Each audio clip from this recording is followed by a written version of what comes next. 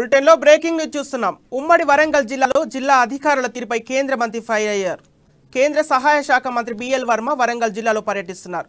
ఈ పర్యటనలో ములుగు కలెక్టర్ ఏటూరు Nagaram ITDO PO కనిపించకపోవడంతో కేంద్ర మంత్రి ఆగ్రహం వ్యక్తం చేశారు. వారికి ఫోన్ చేసిన బిఎల్ వర్మ అధికారుల ఫోన్ స్విచ్ ఆఫ్ రావడంతో మరింత ఫైర్ అయ్యారు.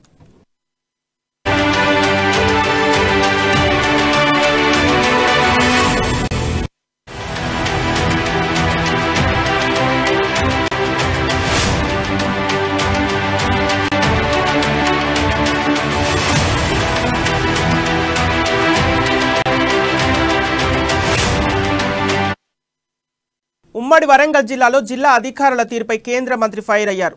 కేంద్ర సహాయక శాఖ మంత్రి బిఎల్ వర్మ వరంగల్ జిల్లాలో పర్యటిస్తున్నారు.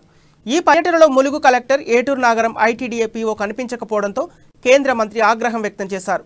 వారికి ఫోన్ చేసిన బిఎల్ వర్మ అధికారుల ఫోన్ స్విచ్ ఆఫ్ రావడంపై మరింత ఫైర్ అయ్యారు.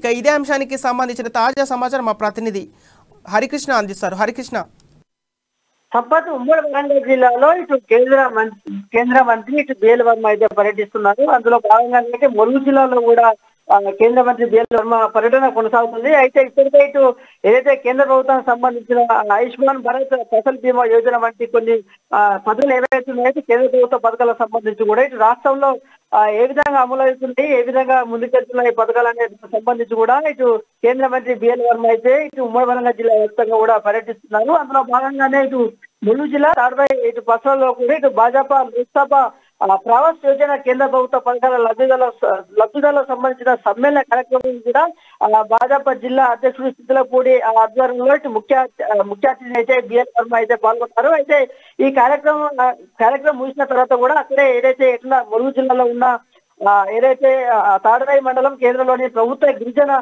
బాలికల ఆశ్రమ ఉన్నత పాఠశాలను కూడా బిఎల్ వర్మ ఆకస్మికంగా అయితే తనిఖీ చేశారు. ఇటు పర్యటన సమయంలో కూడా ఇటు కేంద్ర మంత్రి పర్యటనకు వచ్చిన సందర్భంలో కూడా ఇటు జిల్లా కలెక్టర్ కృష్ణాదిత్య వచ్చి ఇటు ఐటీడీఏ పిఓ అంకిత్ కూడా ఎవరు కూడా ఇటు బిఎల్ వర్మ వెంట అయితే ఎవరు లేని పరిస్థితి అయితే ఉంది. దీంతో ఇటు ఆశ్రమ పాఠశాలకు సంబంధించి కూడా హెడ్ మాస్టర్ కూడా అందుబాటులో లేకపోవడం కొంత ఆగ్రహం అయితే వ్యక్తం చేశారు బిఎల్ వర్మ. అయితే ఇది విద్యార్థులకు సంబంధించి కూడా విద్యార్థులకు అందవలసిన వసతులు కావచ్చు, ఇటు భోజనాలు కావచ్చు, ఇటు భోజనాలకు సంబంధించి కావచ్చు, ఇవన్నీ కూడా విద్యార్థులు అడిగి తెలుసుకున్నారు. ఇటు కేంద్ర ప్రభుత్వం నుంచి వస్తున్న గ్యాస్ ఉంది కదా, గ్యాస్ కాకుండా కట్టెల పొయ్యి మీద ఎందుకు పడుతున్నారంటూ కూడా వారి మీద అయితే ఆగ్రహం వ్యక్తం చేస్తున్నారు. ఇటు విశ్రాంతి గదులు కావచ్చు, ఇటు విశ్రాంతి గదులకు సంబంధించి కూడా ఎక్కువ మంది బాలికలు ఒకే గదిలో ఉన్న నేపథ్యంలో కూడా దీని మీద కూడా ఆగ్రహం వ్యక్తం చేస్తున్నారు. ఈ విధంగా పరిమితికి మించి విద్యార్థులు ఒకే రూపంలో ఉంటే ఆక్సిజన్ సంబంధించి ఇబ్బందులు తలెత్తే అవకాశాలు ఉన్నాయి. మీరు వెంటనే ఈ హాస్టల్లో ఉన్న సమస్యలు అన్నింటినీ కూడా పరిష్కారం చేయాలంటూ కూడా అయితే ఆగ్రహం వ్యక్తం చేస్తున్నారు. అయితే